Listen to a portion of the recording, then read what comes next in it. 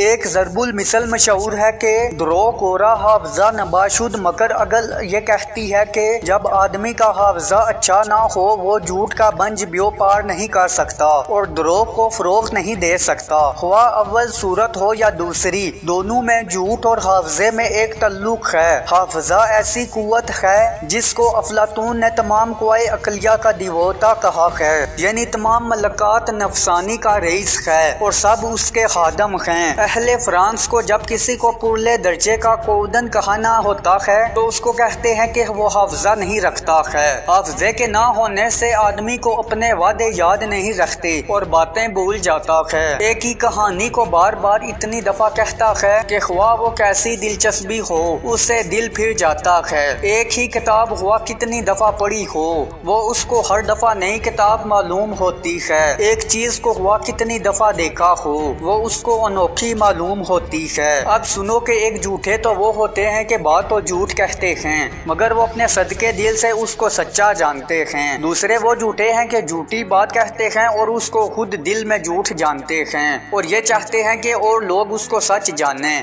ہم آگے اس قسم کے جھوٹوں کا ذکر کرتے ہیں۔ ان جھوٹوں کی بھی وہ دو قسمیں ہیں، ایک یہ کہ اپنے دماغ سے ایک جھوٹی بات کو سروں سے پاؤں تک تراش کر ایجاد اور اختراع کریں، دوسرے یہ کہ ایک سچی حقائق کا بیس بدل کر اپنے خیال کے موافق بدل کر اس طرح بیان کریں کہ وہ جھوٹ ہو جائے۔ اس صورت میں مشکل ہے کہ ان کا جھوٹ چھپا رکھے اور کسی نہ کسی دن ان کا بانڈا نہ پھوٹ جائے۔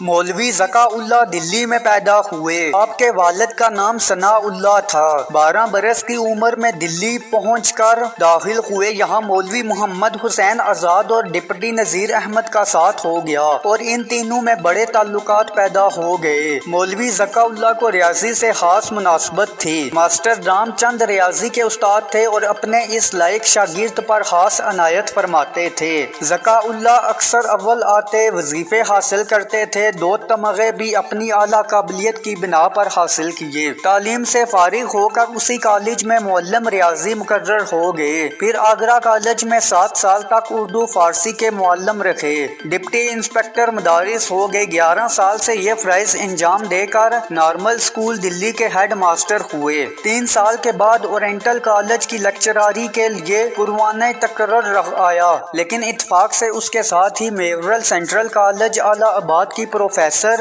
بھی انہیں پیش کی گئی۔ انہوں نے الہ آباد کو ترجیح دی اور 15 سال اس کالج میں فارسی کے پروفیسر رہ کر پنشن حاصل کی، پھر عمر کے باقی سال خانہ نشین رہ کر تصنیف و تانیف میں گزار دیے۔ ان کی وفات کے بعد ڈپٹی نذیر احمد کا ایک مضمون ان کے متعلق رسالہ تمدن میں شائع ہوا تھا، اس میں مولوی ذکا اللہ کے بعض خاص حالات لکھے گئے ہیں۔